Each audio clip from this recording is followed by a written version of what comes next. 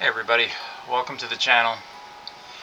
My name is Mike, and this channel we do print and print related graphics content. Today I'd like to,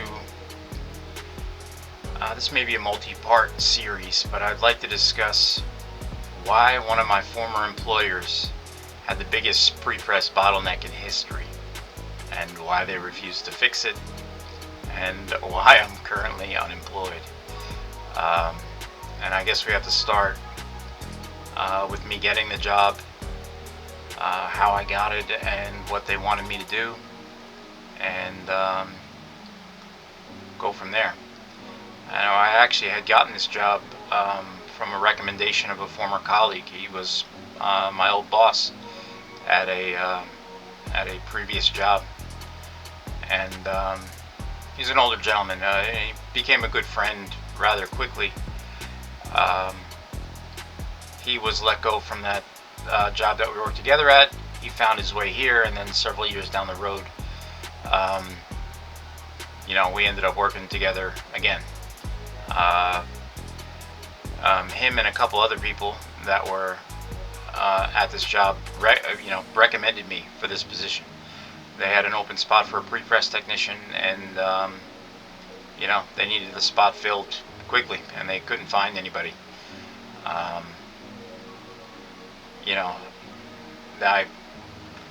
came highly recommended. They probably overtalked. I'm not the best at what I do, and I don't think anybody is when it comes to this industry, whether it's printing or graphics. All you can do is keep learning. Actually, having so many positions, it became advantageous in a way. I learned how to do one task 12 different ways, and any job I got, from there on out, I had some experience with what they were using. Not every company uses the same software, has the same presses, expects graphics to be done the same way, and if you've been with one company for 25 years and you only know how to do something one way, it becomes difficult to transition to a new role, or even the same role with a company that's does what you're familiar with, but in a different way or using different software. So anyway, I got the job. During the interview, they wanted to make the pre-press process a little bit more streamlined. They wanted color management. They wanted a bunch of things, and a lot of things that I was excited to do. When I started the role and saw how they were setting up the jobs they run, it was unorthodox, to say the least. I've seen it done that way before, but they're running jobs. They only printed one size, which is a golden ticket for using something like Adobe InDesign to make one single template and just relink the files. It would have been a piece of cake. But they are stepping them manually, one at a time, 100 on a sheet. Not only were they stepping it manually in Illustrator by placing a file and stepping out, they're also building the print ready file in that imposition.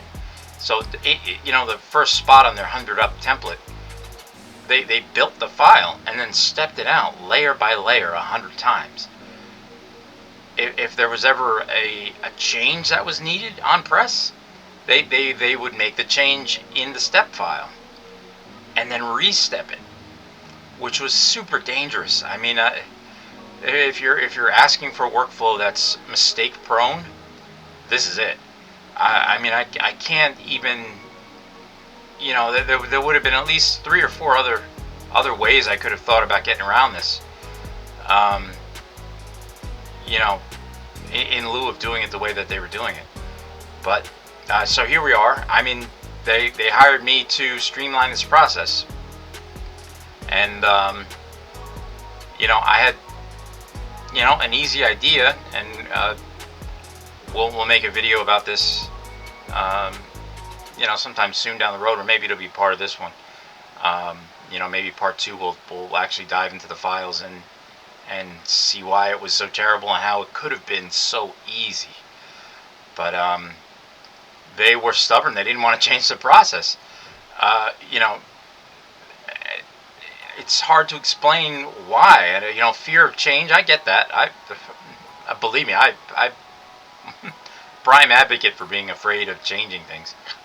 But you know, when you put somebody in the position to do that role, and you ask for, you know, somebody to kind of evolve the system into something that's a little bit more streamlined, but then you push back when this person comes up with a relatively simple idea.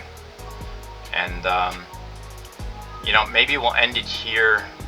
I know it's a short video, it's only about 6 minutes or so. I need to just, you know, gather my thoughts. We'll put together some graphic material, and then yeah, we can figure out how easy this would have been. And you know, they're using the same, you know, they ended up letting me go because I was, I guess, a bit rebellious, and you know, they didn't particularly care for an idea kind of guy. But yeah, so we'll end it here. We'll go into a little bit more detail about what they did without throwing anybody under the bus, I guess. And yeah, so you know, please like and subscribe. I know I haven't made a video in a week or so, and you know, I'm battling with some stuff internally. You know, getting on camera is a difficult thing for me to do, and you know, being in the place that I am in my career is a little bit disheartening. But like and subscribe. You know, show me some love in the comments, and the next video we'll get into a deep dive of the process and, you know, how it could have been made significantly better. Thanks, guys. Have a great day. Bye.